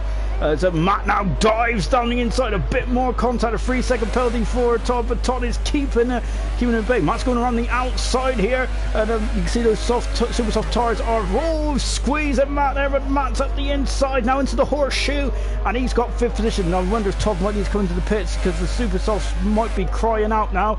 As Twang go up in the 3rd position, Nigel up in the 4th, Matt is up in the 5th, Gorilla is down to 6th, and really struggling. Grills, he's now all over the back of Todd as well.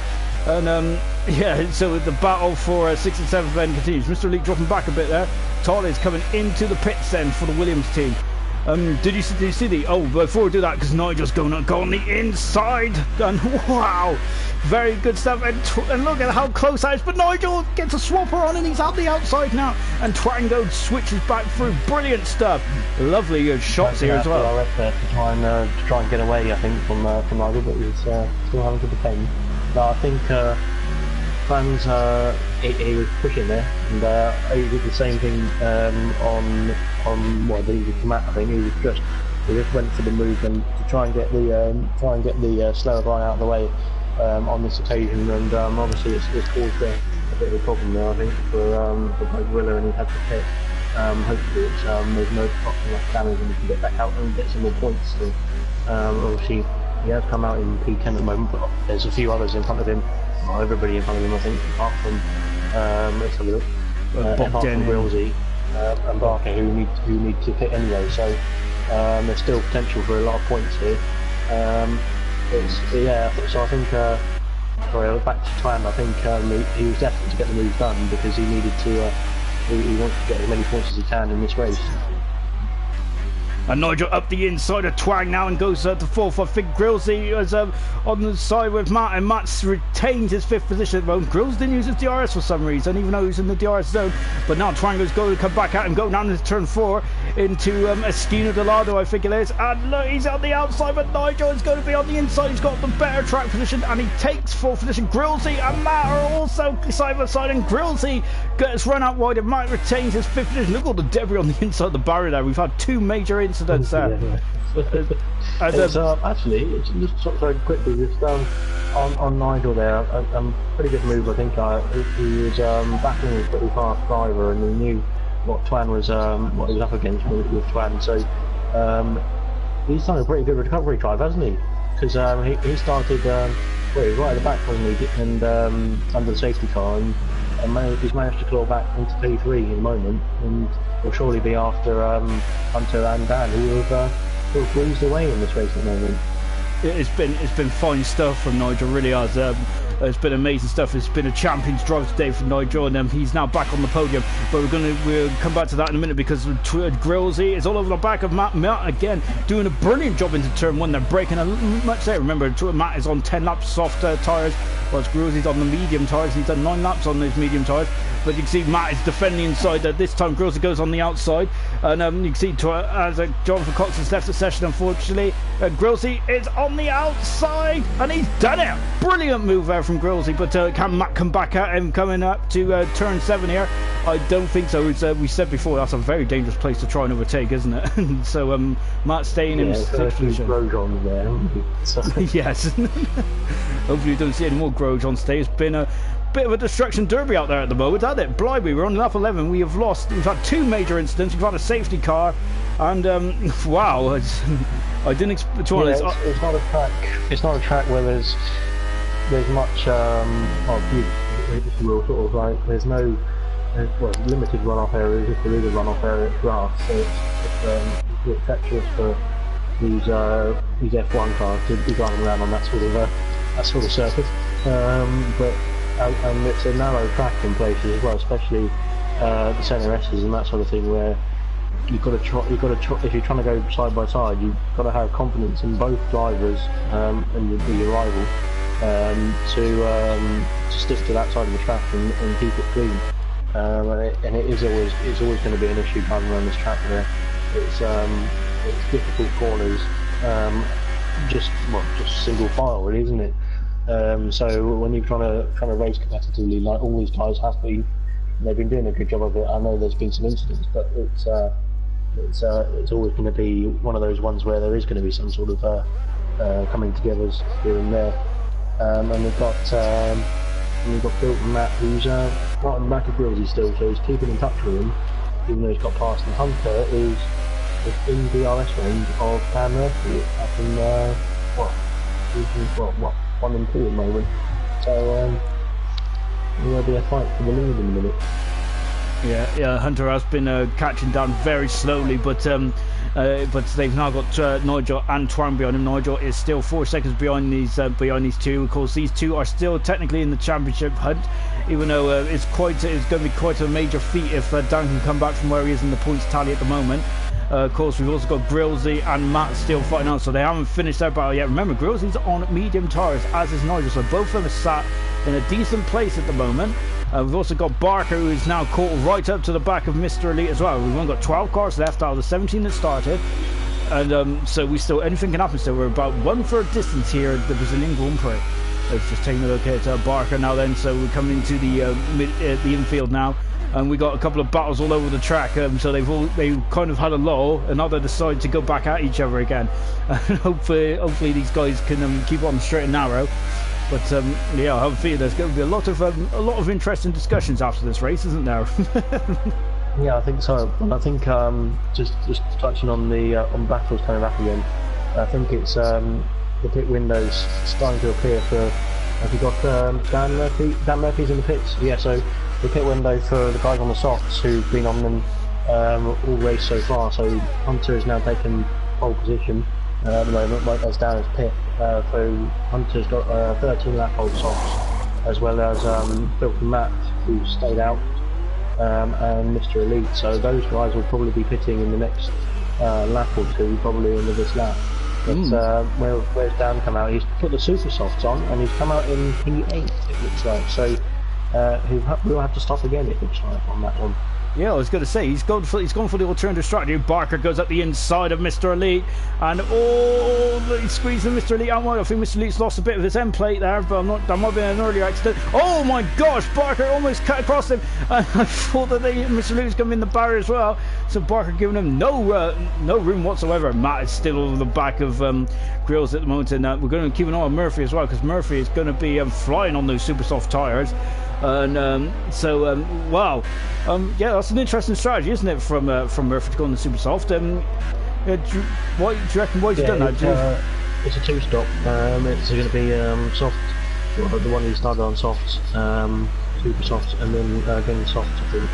So he'll be quicker at the end of the race. Well, quicker on this stint, obviously he's on the softest compound, but he'll be quicker at the end of the race as well compared to most of the top 10 runners on who will be on the mediums if they're doing a one stop. So yeah, as Tran's in the pits now for some medium tires and a front wing change, it looks like as well. Oh, that's not gonna help Twang, is it? Because I think after all that, after all those incident-packed first few laps, I don't think Nigel got any damage on his front wing. Not from what we've seen. Is Dan having a quick look at Barker going down into the late descent, and he's not quite there at the moment. So Twang now dropping down to Nigel behind his teammate at the moment. Look at that debris there. That's amazing, isn't it? Out of turn 6. Mark was going to go and get that at the moment. So. To be honest, I think we should do Alonso and call for a safety car and bunch them all back up again. As Dan having a look at Barker there with the battle for 5th position at the moment. So yeah, it's Hunter's in the pits now. So Hunter's in the pits, and we're going to see Nigel take the lead. Grosey is up in the 2nd position now. So where is Hunter going to come out then? So Dan will be quicker on this stint. He's going to go on the outside of Barker. He does. Amazing stuff from Dan there. So he's now up into 5th position. Hunter is changed. He's on the super softs as well, Hunter is. So they're going for an attacking strategy. So this is good stuff to see. I like a bit of alternate strategy here. But Murphy is up in the 3rd position now. So as he got the pace to get after Grosey and of course Nigel as well. Barker up in the 4th. Hunter is going to come out in 5th position. So yeah, so it's kind of as you were, but I think the undercut's pretty decent around here. So it's Matt comes out in 8th position, so he's on the medium tire, and he'll be aiming to go to the end now. Should be able to go to the end because we've just come up to half distance. Twango is dropped behind Matt because of that extra 5 seconds or 6 seconds for the front wing. So that's going to cost him some valuable positions out there at the moment. Hunter is all over the back of Barker here. I'm not sure if they make contact there. Going into the horseshoe, Barker leaves the door slightly open there, and he is through and up into 4th position. So Hunter didn't feel like he needed to hang around there, did he? As Murphy is to get that move done as well to keep up with Murphy, because I think because of those pit stops, he's dropped back a bit from him, and obviously they were battling for 1st and 2nd at the time, weren't they? So they want to get through all the guys who are on older tyres and get some positions down so they can get the real pace down from this tyre. And you can see then we're on board with double as you can see Jacob just going through and up into a 6th position now. So of course Jacob making a comeback. We've got a yellow flag in sector 2, and it's Todd unfortunately. Yeah. And he's out. He's left the session unfortunately, so he's out of the race. It's such a big blow for Todd, who was right up in the thick of the action. So that's a shame for Todd. It's Nigel now coming up to lap Todd. So we're on lap 17. And Grosey is now 2nd, Murphy 3rd, 4th is Hunter, 5th is Barker. He's done 15 laps on these medium tyres. He wants to do it slightly longer, and then he might want to swap to the softs, or maybe even do a 2-stop and go to the super softs. Double is up in 7th. Good day for Double. Just interestingly here, we've got Matt and Twan actually battling again, but Matt is he's going to get his net podium at the moment, I think, based on the time deltas, and obviously keeping Twan behind him. I didn't know just Twan was so close to him there, but yeah, he's definitely run a good race at the moment. He obviously gone from the softs to the medium. He's doing the 1 stop, so he's in line for a good deal of points. Hunter's got a 3-second penalty. That might come back and haunt him in the end. So we've got Jacob in the pits, and Twang goes up the inside, but Matt is so good at braking late, isn't he, down to the centre S's, but Twang has another look in the 2nd phase of the corner. We've got Double in front of us as well. So you can see Matt going slightly wide, going into turn 3 there. This is going to be interesting to see, isn't it? As now Twang trying to go on the inside there, but again, whoa! No, they've had contact. Oh dear. I didn't see that because my camera angle was at the back of the room at that point as I went into turn 4, but it looked like Double just managed to get out the way of that one before something bad happened. I don't think there was any damage done to Twang because it was the slightest of taps, but Double unfortunately was just at the wrong place at the wrong time there. He's on 16 lap medium tires, so he's really going to be struggling. Murphy is now 4.1 seconds behind Grillsy as Grillsy is on 16 lap of medium tires. He's done a good job today, Grillsy has. He'll be on the quicker tyre going towards the end of this race. And of course Bogdan is now to 9th position, and Jacob 10th, 11th is Mr. Elite. So we've got 11 cars left out of the 17 that started on board with Twang, and he is gaining. Lovely shot of the rear wing here, but we'd rather see the front. And now Matt is going to go on the inside. He's made it very clear he doesn't want Twang to go on the inside. Oh, Twang's put his wheel on the grass, and he has got a bit of oversteer there, and he's lost momentum. And Matt will survive another lap. We're on lap 19 now for 6. Matt doing a bit of it back, I think, on that one because he knew that Twang was going on the outside there and just gave him a little bit of a nudge a bit further out wide than he wanted to be. So he had his right car on the grass a bit there. But yeah, Matt was giving a bit back, I think, from the earlier overtaking incident. Yeah. But we've just got, just a quick one, not closest back on track because Twang and Bill and Matt, but Hunter is in DRS range of Dan Murphy again on those super soft tyres. Hunter's looking much more alive, isn't he, on these super soft tyres? He's brought the gap down very quick at the moment on Murphy, but remember Hunter's got a 3-second penalty, and he's just done the fast lap of the race at 1:10, looking very strong at the moment, of course, with his Nicky Lauder tribute helmet there. As you can see, going slightly wide there. What about Matt and Twang? Well, these two are still fighting. They have brought some great views today, haven't they? With Twang now on the outside, Matt is on the inside. Is he going to have a look? No. Oh, he's gone to the back rim, but again, I don't think that's going to cause any problems there. Nigel's got a 3-second penalty. That's unusual to see Nigel with a penalty. But yeah, we got 16 laps to go. And yeah, so at the moment then, Bill and Matt has now been dropped behind Twang. Twang's now on for a net podium, we believe. You know what? I think Nigel can still win this race. And that would be extraordinary, wouldn't it? But I think he could actually still get this because he's going to put the softs on. He might be pinning this that. Is he pinning this that? Nope, it's staying out. So he's built up a good gap to the guys behind him, and the next guy P2 Gilsey down to P5 Barker have to pit again. And he's got a time delta to Twang, who's effectively he's almost net P2, I think, Twang at the moment. So he's got a time delta to Twang, so he would come out in front, which is quite interesting, seeing as he was at the back of the race, on lap 3, wasn't he? It's an incredible drive from Nigel at the moment. Of course, as Hunter and Murphy still resume their battle for third at the moment. Of course, Grills is just in front of him. You can now see the Mercedes driver just in front of us. Twang is at the moment about 16 seconds behind these two. And remember, these two have got to pit again, whilst Twang hasn't. But these guys will be on a lot softer tyres. Do you reckon they're going to go on the super soft or soft to the end of the race? Both Murphy and Hunter. I think it'll be softs, unfortunately, because I don't think the super softs will last that long. Been about 15 or 16 or so laps, but yeah, it's I don't know what, I think the strategy might work out for Kevin. Obviously Dan started in P3 anyway, so he's effectively not moving around unfortunately, but Hunter's jumped up 4 places from 8th, so he'll be happy, I think, to put the softs on and then get a bit of a racing go. It will be effectively these two guys having a battle for the rest of the racing, right? Because they'll be on the same strategy compared to everybody else. And that's nothing wrong with that, is there? Because we're going to enjoy these battles. Hunter's lost a bit of momentum. They're going a bit wide out turn 6 at the moment. So Nigel leads by 7.4 seconds over, and that's a second penalty for Hunter. That's a second penalty now for Hunter, which means he's now got a 6-second penalty. These penalties will add up and could cost him towards the end. As I haven't seen Dan get a penalty yet, so that's something that Dan's focusing on as well, making sure that he doesn't get any warnings or any time penalties that isn't needed. And now then just on board with Hunter again, coming up the hill. You can see him just in the foreground is Grillsy. They've done 22 and 21 laps respectively on those medium tyres. They're doing a very good job.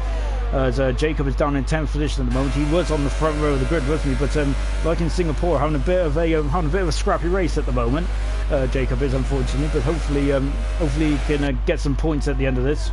And just now, again, we're watching the battle between Hunter and Murphy. Then, so still these guys are going to be battling. We think that they have to come in again. In the tournaments, that does make a lot of sense, doesn't it? Because they're only on the super soft tyre. But the two in front of Grillsy and Nigel are going to be on similar strategies in terms of the who's that? Sorry, that's Bud then coming in and double, and Bud then is going on the super soft tyre here, so that's going to be interesting. I think that might be a bit optimistic there. As Dan and Hunter have now caught up with Grillsy, I think it will be a rating now, both of them. So. I don't know whether, and it looks like they're trying to eke out those super softs, at least Dan is, to maybe go on to the super softs again. So it could be possible they've gone, they will go on to super softs. And Nigel, our leader, is pitted, so he's now in for top 5, I believe, or will he try and go on to super softs as well? And Grillsy's followed it in, so Dan and Hunter have retaken the lead. Ooh, he's gone on super softs. So Nigel's got super softs.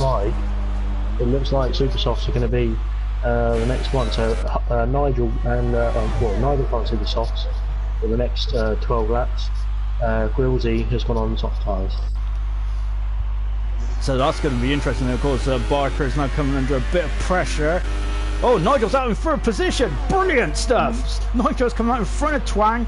And Barker having a look there, but I think that he's a bit too far back. Barker's had 22 laps on the medium tyres, but Nigel is up in the third position now, and we'll be going to the end on the super soft tyres. So he's come out in front of Twang. Grillsy has gone for more the safer option, we think, and on the soft tyres, but he's in front of Matt, who's in 7th position moment. Then we've got Jacob, Mr. Elite, Boden, and Double in 11th position at the moment. But the battle still resumes then between now this is the battle for the lead. Then we've done 10 and 8 laps on these super soft tyres. And remember, Nigel's on the super soft tyres as well. And he's going to be flying, isn't he? Do you think on the super soft tyres for both these guys was the wrong move? No, I think it seems like they're confident they can get, as Dan and Hunter are both pitted now, so Nigel will be retaking the lead on this one. I think they're confident they can get the super softs to the end now, at least Nigel is, so and the other two, Dan and Hunter, will be as well, based on Nigel's performances as well. So yeah, they're going to be going after Twang, who's on the 10-hole medium at the moment. Hunter has come out ahead of Dan on this one. Oh, not sure what happened there. And now Matt is going to come out alongside Hunter, and look at this. This is going to be close, going down into the lake descent. Matt is just in front at the moment. He's still in front. He is still in front. So Matt is in 4th position, Hunter 5th, and Murphy in 6th position. Now then, so Hunter is going to be all over the back of Matt, because he's on the super soft tyres, whilst remember this Matt is on the medium tyres and has done 9 laps at the moment. So Twang is 2nd, Grillsy in 3rd position. Grillsy's having a great race today out there, isn't he? Beautiful stuff from Grillsy. He's on the soft tyre now, going towards the end. It's a bit conservative there, but it might help him.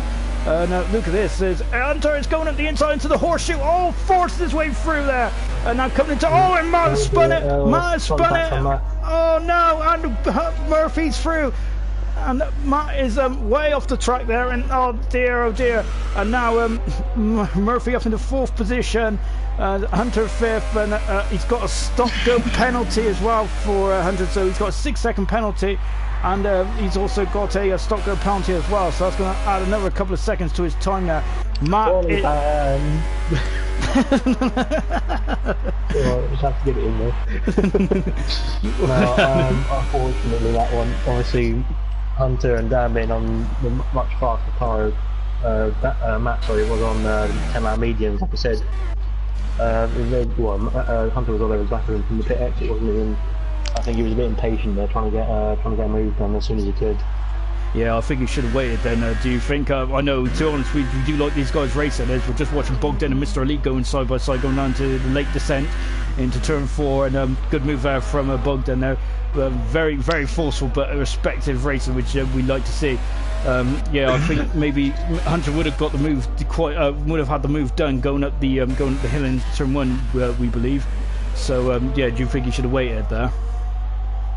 Yeah, it would have been best to wait, and obviously, unfortunately, it would have taken a bit of time off of him overall. But yeah, it would have avoided that sort of incident. I think, and obviously, it's affected match race. I don't know if he's got significant enough damage to warrant a pit stop. Oh, Twang and Grillsy have come together. Sorry to interrupt you there, Alex. Twang and Grillsy come together there. As I think Twang just kind of was on the inside and he just clipped the rear of Grillsy. And yeah, now Matt's in the pits, so he's dropping down the order now, unfortunately. So Grillsy is now up into second position. Brilliant race from Grillsy, absolutely stunning stuff. So he's second. Twang is down to third. Matt and Hunter and Dan is now fighting for fourth position at the moment. But yeah, it's hard to do though, isn't it? Because in the race where you're like where you're fighting and you really want to get by as quickly as possible.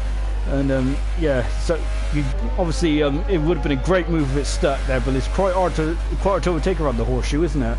Very narrow. Yeah, and I think we've seen from a few people in this race that as it is really hard to overtake, they're having to go for minimalist opportunities where the overtake's not always there or not exactly there, so they can try and get the move done as quickly as possible, and also not sort of hamper their race and their own race pace. So we've seen a few people where the overtakes they've been sort of forced into because of their strategy, and I think a two-stop, obviously the risk of that, people like Dan and Hunter who are on two-stop, the risk of that is you're going to get caught up in traffic who are going slower than you. So as we've got Hunter all over the back of Dan at the moment. Indeed, and you can see Bogdan and Mr. Elite going up. Jacob is dropping down a couple of positions here. We've also got Matt who'll be all over the back of Double, I think. Matt's not using his DRS at the moment as he's fighting for the last point at the moment. He's on the super soft tyre. I wonder if he's feeling a bit dejected really, because it's yeah, he's feeling. He's probably been a bit hard done by on that one, unfortunately. But yeah, I think the way that the exit of the corner there when Hunter were battling is that he couldn't get traction down either, so both of them sort of, Matt sort of collided into the horse in the air, and that was a bit of spinning off, wasn't it? Yeah, it's we're on Hunter now siving up the inside of Murphy going into turn 1 to centre S's, and Murphy's gone on the grass there. So yeah, Murphy giving Hunter a bit of a wide berth there, but remember that on track position Hunter may be in front, but Murphy's got to stick with him because Hunter's got quite a bit of penalties. He's got at least 3 penalties in this race so far. As Twang is his next target in third position, so Hunter needs to might have to be putting his toe down for the next couple of laps as Bogdan is and Jacob are fighting, as Jacob is now through and is up into 8th position then. Sorry, he's fighting with Mr. Elite. Mr. Elite is on medium tyres, I think, even though the pictures actually say differently. But we return to the battle then for the final podium place as Hunter, Twang and Murphy, they're all fighting for this third position at the moment. Twang has got 14 lap old medium tyres. I feel that Hunter might be a bit desperate to get through here, and almost losing it on the exit curve coming out of the dive. And now out of Yun Kao and coming up then to the start-finish rate. This is probably his best opportunity. Matt's got a 3-second penalty down in 10th position. And now you see Hunter is gaining. Twang is on the... I wonder, yeah, Twang there just not really fighting that one too much because he knows that his tyres are probably done. But he might also know that that Hunter's got some penalties as well. But Hunter's got 6 laps to gain a lot of time, and Twang now. Oh, there's a bit of movement there going on. I think it was a bit of lag. And now Murphy sives at the inside. Jacob's on a 108. Brilliant time there from Jacob on the super soft tyres, and Murphy now up into 4th position then. So he's in front of Twang now. So Murphy's just got to keep within. I think it's a 11-second penalty, isn't it? About what Hunter's got in Twang. Oh my gosh! I thought he was going to take Murphy out there. He was a bit wild there. Blimey! Wow. Got it back on track very well there. So I'm not sure what happened there. Might have been just a quick slap of oversteer or something. But yeah, he did well to recover that, I think, and did a much better job than Vettel did in Canada. He did I think the Vettel might need to take some tips there. Matt's in the pits again. I think he's damaged his car. Sorry, excuse me. And now we got Jacob all over the back of Bogdan, and it's about for 7th and 8th position. Now, what a different day it could have been for Jacob, but of course he started on the front row, and it all kind of all got a bit too close into the front, into the first corner there. Murphy is 9/10 behind as Hunter's got another penalty. These penalties are starting to rack up now. I wonder if this might cost him even 4th position with Twang. He's got very old tires Twang has, but he's he just doesn't need to fall too far behind. As Jacob up the inside of Boden. Now Boden has dropped down to 8th position then in the Red Bull. So Jacob up in the 7th position then on those super soft tyres. So lovely aerial shot. You can see how condensed this Interlagos circle is. You can see just to the right hand side of the screen there, it was the start and finish straight there. So on lap 31 out of 36 then, so far we've lost Asdog, we've lost Farf on the opening shunt, which caused a safety car. Then we had another huge accident. Gooner taken to the air slightly, and Godzilla also out as well, and big accident there. I think Jonathan unfortunately got caught up in that and was out as well. And also we lost Gorilla, who just kind of had a lot of unlucky incidents. Same with Matt as well. Matt was doing a great job up there well in the points, but unfortunately got caught up in a tangle there with Hunter, and he's dropped right down. And at the moment, Double is on course for points. And of course, remember he doubled his tally last time as well, didn't he? In Singapore, he survived. Mr. Elite had a difficult race as well in 9th position. Boden is up into 8th. Jacob has had a very difficult race as well. So Barker once again driving superbly well on the Ferrari, isn't he? Just to keep himself there or thereabouts. Twang is in 4th position at the moment, just trying to keep with these guys because he does it because of all the penalties that Hunter's got. Hunter is going to struggle now, but I think officially as things stand, Nigel winning, Murphy will be out of the championship hunt, and so will NWB. So we'll be down to Hunter and Nigel for the final 2 races. Remember, we have double points in Japan as well, but I don't think the double points is going to matter at the moment. As Nigel is just pulling away in the Drivers' Championship. But it's been a very difficult day for a lot of drivers out there.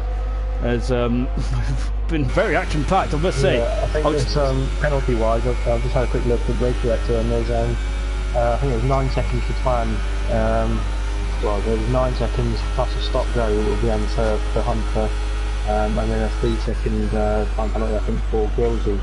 And Nigel's even got 3 seconds as well. So the only person in the top 5 at the moment is Dan, who's not got any penalties at all. Oh, has he got one now? Unfortunately, yeah.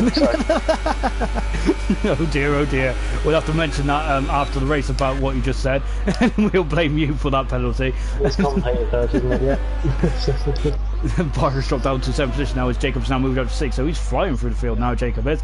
So next target is actually Twan, who's 10 seconds back at the moment. Whoa, and Hunter is, I think Hunter might have let Murphy through there. I think that's best play. They're trying to get as much time as they can to catch up with Willoughby and get an overtake done on him as well. So and Dan with the fastest car, I think, just now. So he's released him to try and get after Willoughby and get that through. And now coming up the hill, we're on that 34. More ERS, I think, as well. So he's going to be able to use his engine recovery system to put the power down.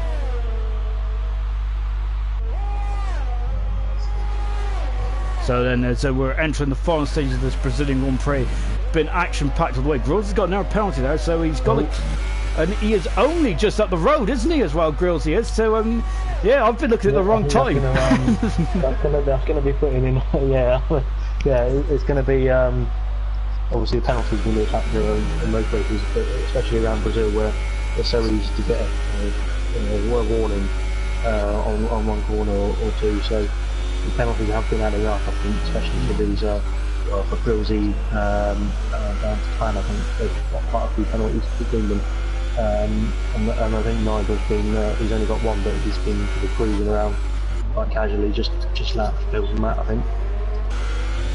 Yeah, it's to be honest, Nigel, this might be one of Nigel's best races in my opinion since he's joined ALR. He unfortunately dropped right to the back after the when we had the safety car period, but he's fought back through and he's now back up in the first position. This is definitely been an absolutely amazing drive. Matt's got another 3-second penalty there, but we think he's very frustrated about about the collision a couple of laps ago. So Nigel leads. Second is Grillsy, but Grillsy's now come under a lot of pressure. He's got a 6-second penalty, which means Murphy is just about in front at the moment by 2 seconds. Hunter has got a lot of penalties, so he might be dropping behind Twan at the moment, but my maths is terrible, so we might not. We've got Jacob in 6th position at the moment on the super soft tires. Barker doing a good job in 7th position. 8th position is Bowden, who's catching on Barker now. 9th is Mr. Elite. Double is in 10th position, and 13 seconds behind Double is Matt, who probably wants that final position, but he's now got a stop-go penalty for ignoring blue flags. Where is who's that behind him? It's Brogan, I think. Oh, it's Nigel. That's right. Yeah, it's Nigel. Yeah, so the race leader's trying to get past him, and then it looks like that's got quite a lot of pace. I think he's on fresh super soft, so not really wants to waste time letting the leader pass. Yeah, to be honest, I feel sometimes blue flags are a bit harsh. And John is, I think the rule in F1 is if you're, now he's letting him through. But yeah, I think the blue flags are a bit harsh. At the moment then, I'm wondering if the momentum's swinging slightly back to Grillsy. Well, as I just said, the gap's got a state of 1.1. So he's, I think he's going to get P2 on track. It just depends on the penalties now, doesn't it? It does indeed. Of course, we've got a lot of penalties out there as well. We're just staying with Nigel, as Matt going very close to the back of Nigel there. Nigel's got 11-second lead over 2nd and 3rd. But we're on the final lap now. Lap 36, probably one of the best races of the season, isn't it? This is definitely going to be up there in the top 3. That's for certain. Action-packed all the way from lights out to checker flag here.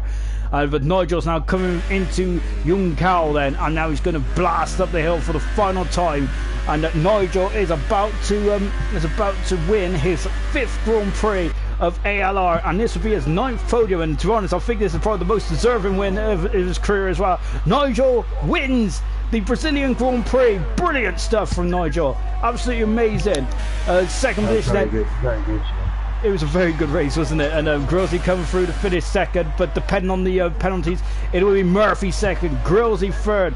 Hunter is currently 4th on the road, but is he going to be 4th? He's got a 5-second unserved penalty. And Hunter stays 4th. Good stuff there. Twang is now 5th. 6th position is Jacob, of course, Brothers. Barker has done a very clean race in 7th position, and he will finish 7th. Bowden coming around down to finish 8th in the Red Bull. 9th position is Mr. Elite, as I think to us Mr. Elite then is they're 21 laps on those medium tyres, 22 for Twang now, so Mr. Elite will be 9th, as it's Double close enough to cause Mr. Elite any issues, because Double doesn't usually have mental penalties, does he? But he comes through, and Double's the last man on track, and Double comes through, and he picks up 10th position, I think. Or was that, it was 10th, wasn't it, in the end? Yeah, I think it was, yeah. So Double getting another point. Fun, blimey! What a race it was. As of course we're going to chat to some of the drivers in a minute. Of course we'll chat to Todd as well and have his input on the race as well. But Nigel, the best race win of his career. That's his 5th race win now. He is now all-time joint top race winner in ALR with 5. So Nigel is looking very strong. Murphy, that is his 2nd. I think that's his best position of his career, and I think that is his 3rd podium of his career as well for Murphy. Brilliant stuff. And then 3rd position was Grillsy. I think Grillsy, that is Grillsy's best position of his ALR career, and that was a brilliant race from Grillsy as well. Amazing stuff. Let's go through the final results then from the Brazilian Grand Prix. So Nigel then won, even though it looked like a simple race, it was anything but. Murphy finished 2nd in the end. Grillsy in 3rd position. 4th was Hunter. 5th was Twango. Jacob 6th. Barker in 7th. 8th position was Bowden. Mr. Elite 9th, and Double getting the final point. Matt just outside the points in 11th position. Then the retirements is Gorilla, Jonathan, Godzilla, Gooner, Farf, and Asdog. What a race! And we have got Murphy and Hunter joining us. And we've also got Nigel, the race winner, that has just popped in the chat as well. So let's start off with Nigel. Nigel, what a race! That is probably your best race that we have seen since you joined ALR. Take us through it. Start was basically really bad. I was, oh my god, not today. Just the car, this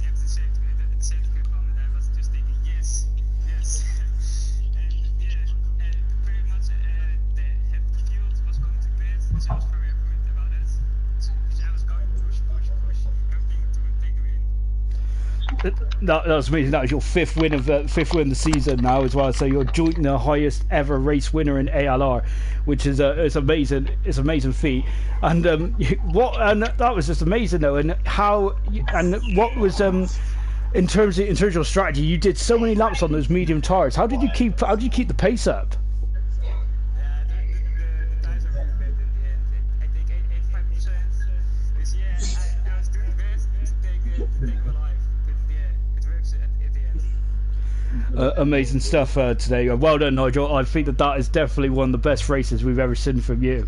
And to be honest, I think that race is going to be very much featured on the highlight package. Congrats, Nigel. And we'll upload the championship standings as soon as we can after this race, because I'm not going to even fathom what's going on because my boss is awful. No worries. Congrats, Nigel. Murphy. Driver of the day for Nigel as well. I think it might be as well, but to be honest, there's a couple of candidates out there in there, so we might have to go back and have a review on that race, because I'm really struggling. Dan, great result. I think that's your best ever result. And how are you feeling after that race? Pretty chuffed, to be honest.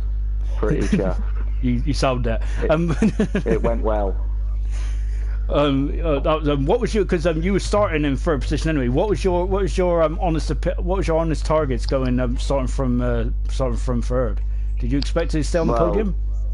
No, I didn't, because I had Farf behind me, Bilt and Matt behind me, and Hunter behind me, who are all very quick. So I didn't expect to be on the podium, but I'll take it.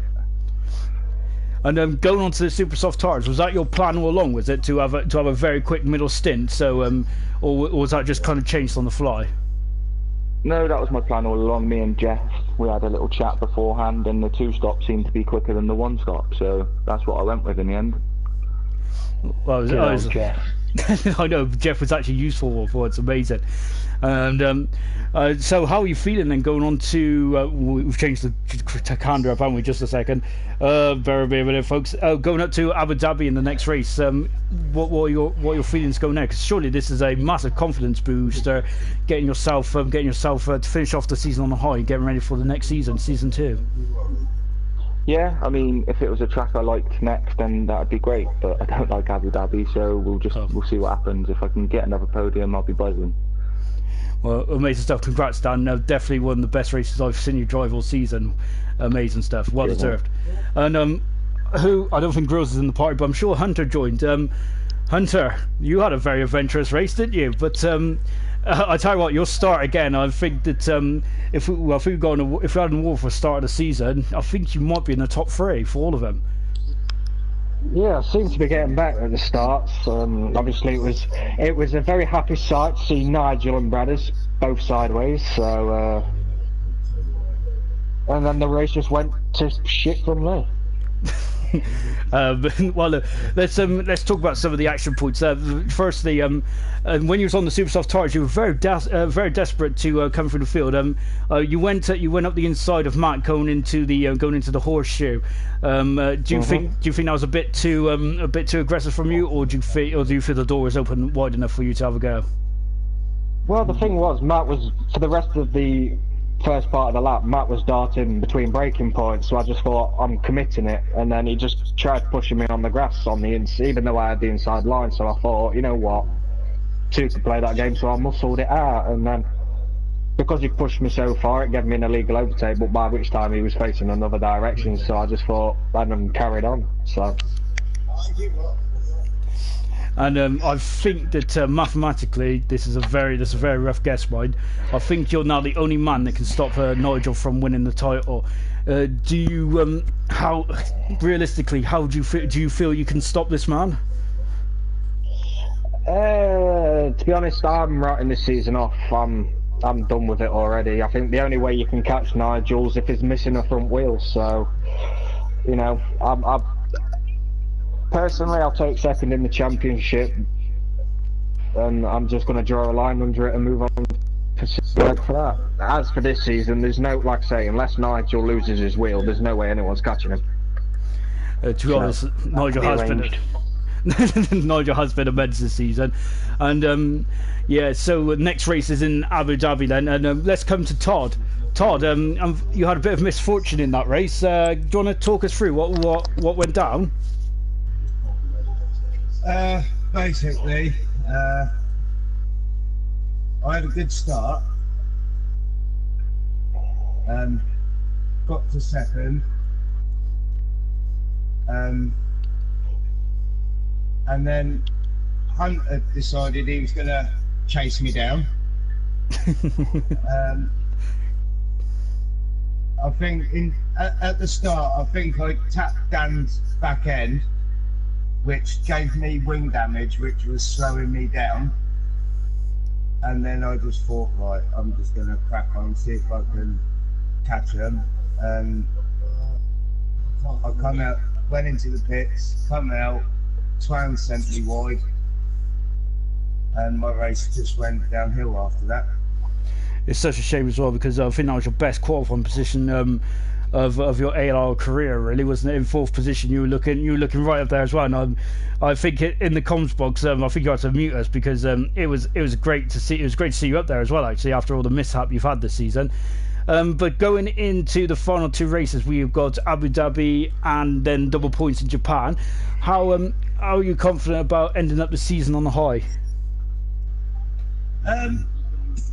Well, if I can get some points in the last two races, would be a bonus. It's too early to say if I'm going to get any points, but we'll see what happens in the last two races, because like everyone says, anything can happen. Definitely, we've seen that today as well. So well done to all you guys out there. Gladiators Day has been amazing stuff. Remember, in a week's time, we will be in Abu Dhabi for the Twilight race, but that's not the curtain ending one, or whatever you like to call it. We will be in Japan for the Land of the Rising Sun in 2 weeks' time. But brilliant race, good stuff, everyone. One of the top 3 races of the season, in my opinion. Go back and watch it if you missed any action today. But from us here, it is goodbye.